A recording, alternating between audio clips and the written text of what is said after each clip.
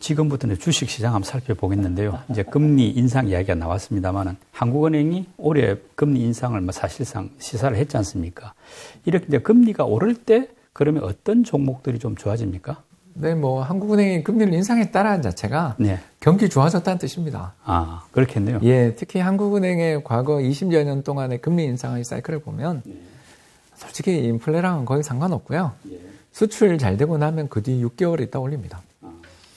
그게 우리나라 경제의 특성이죠. 왜냐하면 수출에서 어떤 호황의 흐름, 경제 분위기가 좋아지면 그 돈이 경제 내 다른 부문으로 흘러가니까 금리 인상에도 문제없고 한국은행의 금리 인상이 또 가져오게 되는 경기 과열에 대한 브레이크 기능까지 수행할 수 있어서 대체로 금리 인상의 초기 국면은 좋습니다.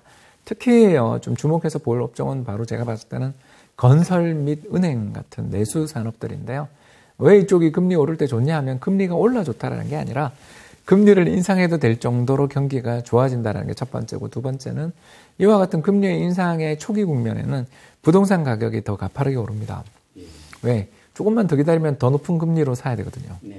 그래서 금리 인상의 초기 국면에는 오히려 부동산 담보대출들이 그렇게 쉽게 꺾이고 막 감소하고 하지 않습니다. 그러면 아무래도 은행권들도 좋고 특히 건설 부문에서 분양도 지금 잘 되고 있는 중에 이런 주택시장의 수요 증가 또 정부의 공공부문 어떤 주택 공급의 기조들까지 생각해 보면 우리나라 내수산업 중에서 그동안 굉장히 어려웠었던 금융 및 건설업황은 금리 인상 국면에 그래도 상대적으로 저항력도 있고 나쁘지 않지 않냐 생각합니다. 그리고 이제 주식이 상승할 것으로 판단하는 그 좋은 방법이 있다던데요. 어떤 것입니까?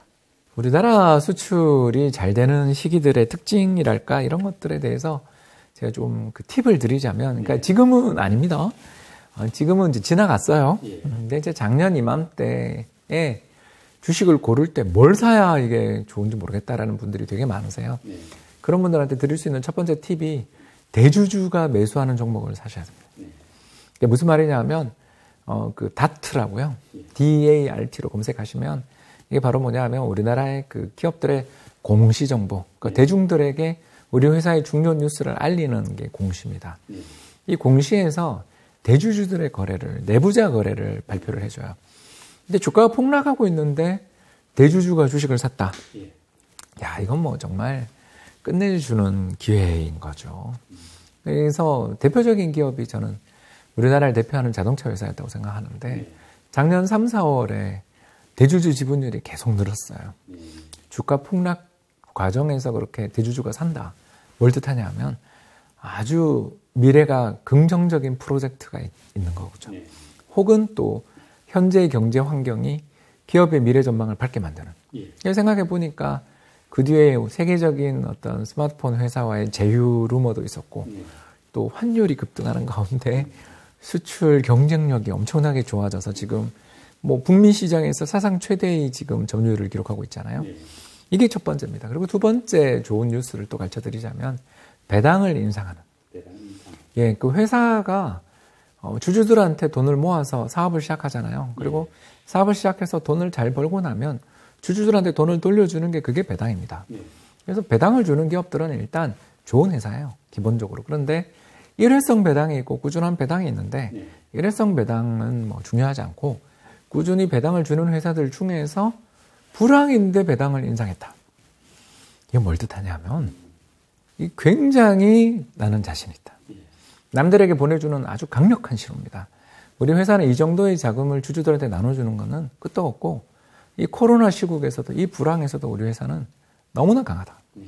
우리 회사는 자신 있어요라는 걸 남에게 알리는 최고 좋은 그런 신호 중에 하나다라고 볼 수 있겠고요. 이런 연유로 보니까 결국 세 번째 신호도 알 수 있는데 환율이 급등할 때 우리나라 주식을 사야 된다는 걸 이제 알 수 있게 되는 거죠. 왜 그러냐? 외국인이 팔고 나가고 또는 경제가 나빠져서 환율이 급등하는 건 나쁜 신호입니다. 그러나 수출 기업들 입장에서 환율이 급등 중일 때는 무섭죠. 왜냐하면 외국인 다 빠져나가고 정말 97년처럼 되는 거 아니야? 이런 공포가 시장을 지배하면서 주가가 빠지지만 문제는 아까 이야기한 것처럼 환율이 달러에 대한 원화 환율이 예를 들어서 1,000원이었다 1,300원 되고 1,500원 되면 동일한 달러 기준 판매를 가지고도 원화로 들어오는 매출은 급증하잖아요. 그러니 이때 우리가 관심을 꼭 가지고 보셔야 되는 포인트가 나왔어요. 바로 뭐냐 하면 우리나라 경제가 어려워지고 주가가 폭락하고 환율이 급등하는 시기에는 우량 수출주를 주목하셔야 되는 거죠. 왜? 이제 앞으로 경제가 조금만 회복되고 이 파국만 지나고 나면 이 회사가 어마어마한 이익을 누릴 수 있다. 이런 부분들에 대해서 결국 미래 성장 전망이 밝은 수출주가 폭락했을 때 가장 좋은 투자의 대상이 된다. 이렇게 정리를 해볼 수가 있겠습니다. 종목으로 들어가 보면은 좋은 주식은 나름에도 특징들이 있다고 하는데 그것도 한번 정리해 주시죠. 예. 그 5가지 특징이 있는데 이제 이건 성장주들에 대해서 좀 이야기하는 겁니다. 그러니까 성장주가 뭐냐면 시장의 평균 수준보다 빨리 성장하는 회사들입니다. 그러니까 이게 이런 회사들은 2가지 중에 하나이거나 둘 다입니다. 첫 번째가 뭐냐면 굉장히 강한 경쟁력을 가지고 있거나 아니면 성장 산업에 있는 거죠. 가장 대표적인 게 2차 전지. 이런 품목들이 꽤 많아요. 바이오도 있고요. 더 나가서 화장품도 들어있습니다. 로봇도 있고요. 그러니까 이게 이런 성장 산업들, 지금 제가 이야기하는 게 아주 가파른 속도로 성장하고 있는 산업들에 있는 기업들에 있는 좀 비싼 주식들. 그러니까 시장 평균보다 당연히 비싸죠. 이런 회사들은 어떨 때 사면 좋으냐면 아까 이야기한 것처럼 주식 가격이 폭락한 시국에 이런 성장주들을 사야 되는데 그 성장주들의 특성을 5가지 정도로 요약해 볼 수가 있는데 첫 번째가 브랜드 파워입니다. 요건 우리나라에서 찾기가 좀 어려운 게 안타깝습니다. 가장 대표적인 게 루이비통 헤네시그룹 같은 회사입니다. 아니 이 불황에도 가격을 인상하는 또는 상장은 돼 있지 않지만 유럽에 있는 시모 브랜드 같은 경우는 우리 이번에 런 하는 거 맞지 않습니까? 가격 인상을 몇 차례에 걸쳐서 계속한다. 불황에도 가격을 이렇게 인상하는 회사들은 굉장히 좋습니다. 그래서 미국의 또 A모 반도체 회사나 또는 A모 스마트폰 회사 같은 경우에 정말 성장 산업에서 잘 나가는 회사라는 건 알지만 제품 가격을 인상하잖아요. 나올 때마다 신제품 나올 때마다 아무리 뛰어난 모델인 거 알지만 불황의 가격을 인상해요. 그러니까 고객들이 엄청 충성심을 가진 브랜드 파워가 강하다는 말씀이죠. 이게 우리나라 기업들이 아직 갈 길이 먼 게 이 부분은 한국 기업들 중에서 딱히 떠오르는 회사가 없다는 게 안타깝지만 이제 두 번째부터는 그래도 가능성이 있는 기업들이 많습니다. 두 번째가 네트워크 기업들입니다. 이 네트워크 기업들이 이제 저희들이 뭐라고 이야기하냐면 이 회사가 쳐놓은 건물망 안에서 우리는 살아야 되는 회사. 대표적인 회사를 제가 하나만 이야기하자면 바로 알파벳. 우리 유튜브 환경이 없으면 이거 쉽지 않잖아요. 그래서 구글이 지주회사 이름이 알파벳입니다. 그래서 알파벳이 가지고 있는 유튜브라는 채널이 없다면 또는 페이스북이 가지고 있는 인스타그램이라는 채널이 없다면 그리고 더 나아가서 네이버가 가지고 있는 네이버 페이라든가 이런 결제망이 없고 라인이라는 또 메신저망이 없다면 과연 상거래라든가 사람들의 어떤 네트워크 이런 거 만드는 게 너무나 어려웠겠죠. 이런 네트워크들을 가지고 있는 기업들 여기를 벗어나서는 사업하기 되게 어려운 기업들은 우리가 참 관심을 가져야 되고 또 미국에서 찾아보자면 마이크로소프트나 어도비 같은 이런 이 회사의 라이센스를 경유하지 않고서는 우리가 사업하기 어려운 회사들 이런 회사들이 우리가 참 좋은 회사이고 불황이 와서 시장이 다 붕괴되고 이제 정말 미래가 없다라고 생각될 때 제일 최우선적으로 봐야 될 회사들 아닌가 생각되고요. 세 번째는 이제 특허를 가지고 있는 회사들입니다. 이 특허를 가지고 있고 또는 비밀을 가지고 있는 회사들은 아까 말씀드린 마이크로소프트나 어도비 같은 경우도 되겠죠. 그러나 거기는 대안이라도 있잖아요. 근데 지금 백신 생각해 보세요. 모더나나 화이자가 가지고 있는 이 백신의 라이센스 특허를 피할 방법들은 찾기 진짜 어렵습니다. 독점적인 특허 독점적인 특허를 가지고 있는 기업들은 우리나라 이 부분이 좀 약하죠. 이제 우리나라 바이오 관련 생태계들이 형성되고 특히 20대 수출 품목에 이 바이오 관련 제품들이 이제 들어올 정도로 우리나라 산업들이 가파르게 성장하고 있기 때문에 이 부분에서 또 희망은 있습니다만 아직은 일단 이걸 피하기는 어려운 부분이 있다라는 거고요. 이제 네 번째는 값싼 제품을 만들어내는 경쟁력입니다. 아마존이 바로 떠오르고 코스트코가 떠오르고 삼성전자와 현대차가 떠오르죠. 불황에 사람들은 뭘 좋아하냐면 싼 걸 좋아합니다. 왜? 구매력이 저하되고 있고 더 나아가서 이 불황을 만들어냈던 요인들이 테러라든가 전염병이라든가 전쟁 같은 게 있어서 외부 활동들을 잘 못하는 경우에는 결국 인터넷으로 주문을 해야 된다든가 또는 미래 소득 전망이 감소했다 싶을 때는 싸게 뭔가 제품들을 우리에게 공급해주는 회사들을 우린 좋아할 수밖에 없다라는 거고요. 마지막은 우리의 생활 대부분을 보내게 만들어주는 회사들이라고 부르는데 이게 플랫폼 회사. 그러니까 저는 가장 대표적인 플랫폼 기업으로 아까 방금 이야기했던 아마존도 들어가지만 사실은 우리나라에서는 저는 카카오 같아요. 왜 제가 이 말씀을 드리냐면 우리 선물하기. 생일을 맞이한 친구한테 생일 선물할 때 우리는 언젠가부터 거기를 쓰고 있고 거기 망을 통하지 않고서는 뭔가 될 것 같지 않은 이런 생각들을 많이들 하게 되는 이 플랫폼 기업들이 세상에 존재하는데 대표적인 또 플랫폼 기업을 제가 하나만 이야기하자면 넷플릭스나 우버 같은 회사들이 이거를 떠나서는 고객을 찾을 수 없는 또는 여기를 떠나서는 새로운 컨텐츠들을 찾기 어려운 기업들. 그래서 앞에 있었던 네트워크의 특허 그리고 플랫폼이 다 가지고 있는 회사는 더 비싸겠죠. 그러나 일단 이 플랫폼 장사를 할 수 있는 장터를 만들어놔서 이 장터를 벗어나서는 고객을 찾기 어렵게 만들어 놓은 쿠팡도 여기 들어갈 것 같고요. 이런 회사들이 불황에 값싸게 거래될 때 이럴 때 우린 봐야 되는 거죠. 그래서 이와 같은 범주 크게 저는 5가지라고 했지만 결국 불황에도 성장하고 매출을 꾸준히 유지하며 또 모든 사람들을 자신의 이런 상품 테두리 안에서 소비하게끔 만들어내는 역량을 가진 회사들이 불황에 투자해야 되는 성장주의 리스트의 최우선에 올라가지 않을까 생각됩니다.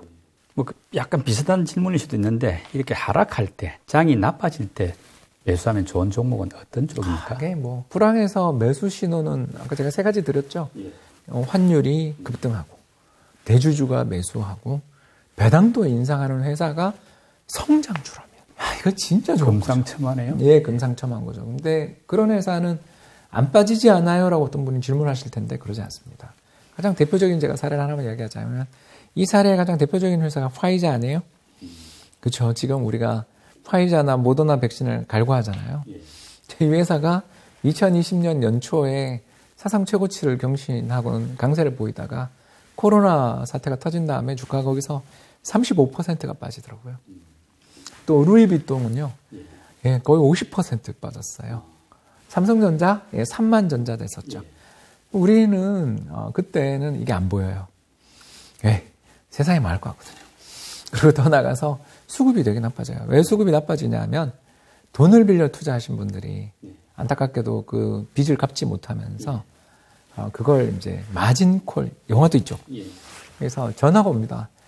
고객님 추가적인 증거금을 납부하지 않으시면 내일 아침에 반대매매 나갑니다.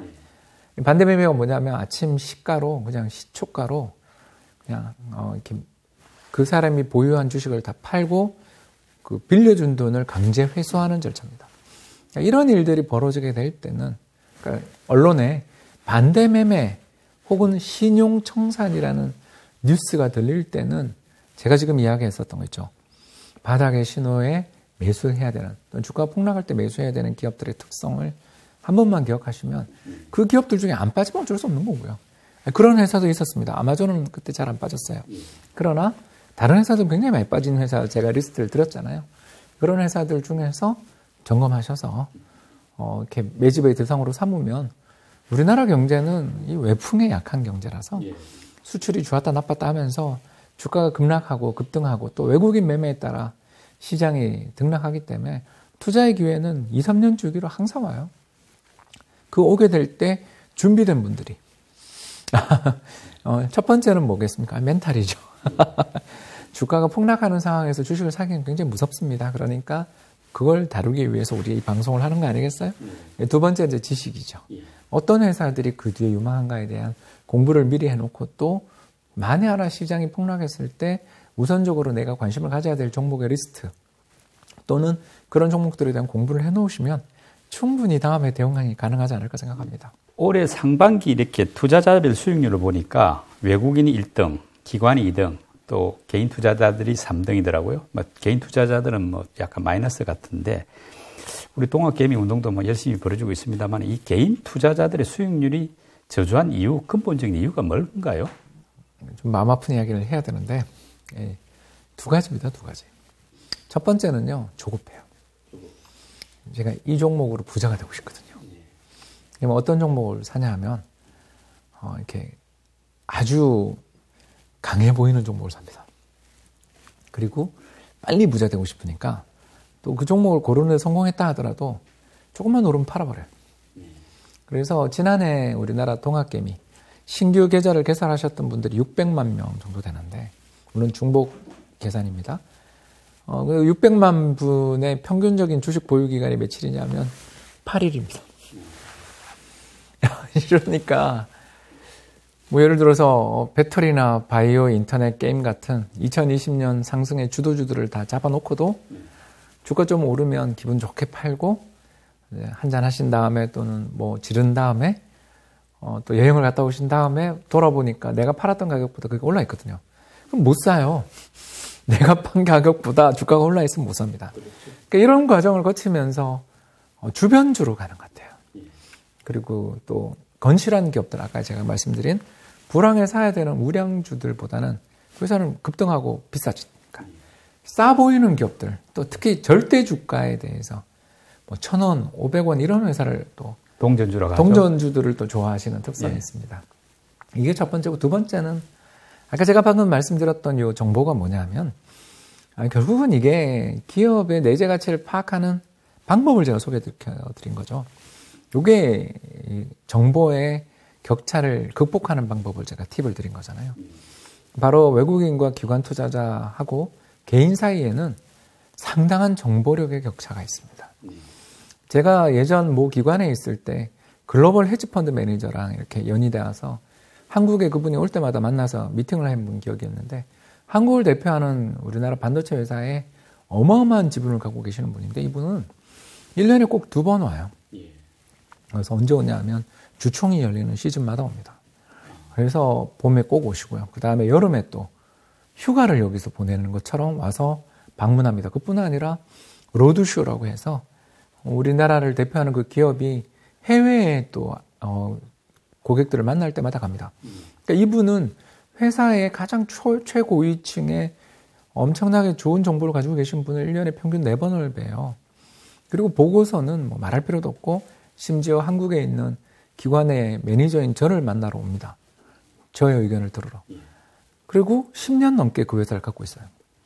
자, 이 정도의 노력과 정보력을 갖고 공부하시는 분과 이 회사 이번에 이익이 잘 나온다던데 하는 풍문을 듣고 투자하시는 분 사이에 수익률의 격차가 벌어지는 건 당연하다. 그러니까 첫 번째 아까 이야기했던 것처럼 매매 패턴들을 좀 바꾸는 필요가 있다. 이게 이제 아까 이야기했던 멘탈과 연관이 있는 거고요. 두 번째는 제가 이야기한 공부를 안 하고 투자해서 성과를 얻겠다라는 건 로또를 긁으시는 거니까.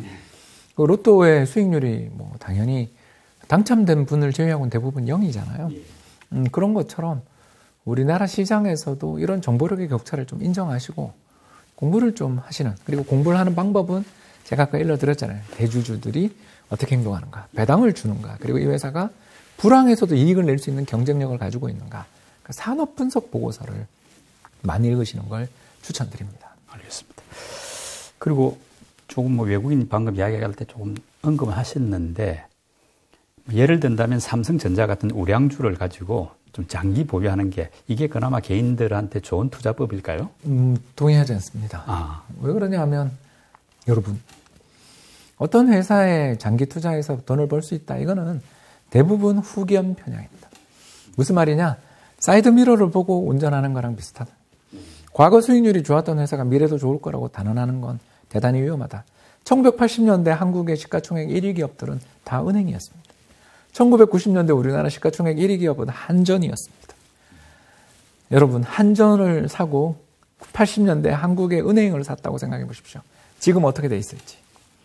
여러분, 그건 우량주를 사서 장기 보유한다라고 이야기할 때 그 우량주를 분석할 능력을 가진 사람들에게 오는, 이건 복권인 거지, 지금 우량주를 사라는 뜻은 아닐 거라고 저는 생각해요. 근데 우리는 아까 이야기한 것처럼 정보력의 격차가 있기 때문에 미래의 우량주가 될 수 있는 회사가 어떤 회사인지를 파악할 능력이 안타깝게도 부족하다. 따라서 주식에 투자를 하고 싶다면 방법이 있습니다. 인덱스를 사라. 코스피 200 종목, 한국을 대표하는 200대 우량 종목에 분산 투자해주는 그런 펀드들을 사고, 더 나가서 우리만 사지 말고요, 전 세계 우량주에 투자하는 펀드들이 있습니다. 대표적인 게 MSCI 지수에 추종하는 펀드들이 있습니다. 이런 펀드에 투자하면 마음 편합니다. 우량주에 투자할 수 있고, 또 우량주가 언제 지고 오를지를 우리 모르잖아요. 그러니까 경기가 나빠지면 어쩔 수 없죠. 그건 다 빠집니다만, 주식시장의 강한 상승이 앞으로 이어진다라고 생각될 때는 지수에 우량주 위주의 지수에 투자하는 전략이 좋은 것 같다 이렇게 봅니다. 그리고 이제 그 여러 사람들한테 질문 드려봤던 부분이긴 한데 그 국내 주식하고 또 미국 주식 이렇게 이제 투자자 엇갈리고 있는데 우리 대표님은 어느 쪽이 더 전망이 밝다고 생각하십니까? 당장은 미국이 좋은데 한 10년을 놓고 보면 이제 미국 주식에 올인하는 건 굉장히 위험하다. 왜 그런가 하면 1980년대부터 지금까지 한 40여 년 동안 10년 주기로 패권이 왔다 갔다 합니다. 여기서 말하는 패권이란 주도하는 국가를 뜻하는데 80년대는 일본 주식시장이 세계 최고의 시장이었고요. 그러다가 일본이 몰락한 90년대에는 또 미국이 세계에서 최고 좋은 시장이었습니다. 특히 나스닥 시장이 공전의 상승률을 기록했고요. 2000년대는 또 신흥국, 중국을 비롯한 신흥국이 좋았고 미국 주식시장은 잃어버린 10년이었습니다. 그러니까 2000년 기록했었던 고점, 나스닥 시장의 고점을 회복한 게 2014년의 일인가 그럴 정도로 잃어버린 15년 정도를 겪었습니다. 그만큼 어려웠고요. 그 다음 또 2010년대는 양쪽 완화 이런 거 덕분에 미국이 좋고 유럽이 또 재정위기 속에서 몰락했죠. 그리고 이제 지금 새로운 10년이 시작됐습니다. 어디가 좋아질 것인가 모릅니다. 그걸 알 수 있는 능력이 있으면 얼마나 좋겠어요. 다만 제가 여기서 이야기해 드릴 수 있는 것은 지난 10년 미국 주식시장이 압도적인 성과를 기록했다고 해서 그 시장의 성과가 미래에도 이어질 거다라는 식으로 단언하고 미국 주식만이 희망이다라는 식으로 이야기하는 것은 또 다른 편향일 수 있고 이건 시계를 뒤로 돌려 1989년 일본 시장을 바라보던 글로벌 투자자들의 그 찬탄과 환호를 다시 반복하는 일일 수도 있는 거죠. 따라서 분산하자. 한국 시장도 좋고 미국 시장도 좋지만 어디 한 시장에 올인하기보다는 분산해서 투자해 두면 어디가 오르더라도 좋은 거고 또 주식이라는 것 자체가 상승할 때는 대체로 같이 또 한국 시장 특히 잘 따라가잖아요. 그런 힘을 가지고 있다는 점을 생각하셔서 너무 어디가 답이다라는 식으로 뭐만 하면 된다라는 말이 나올 때가 항상 지나고 보면 위험한 시기였다. 이 말씀 드리고 싶습니다. 달러 투자를 상당히 강조하시는데 그 이유가 뭔가요? 위기 때마다 강해져요. 그러니까 1997년 외환위기 이후에 한국 경제가 두 가지 변화를 겪었는데 첫 번째는 환율이 이제 정부 통제 고정환율 제도가 아니라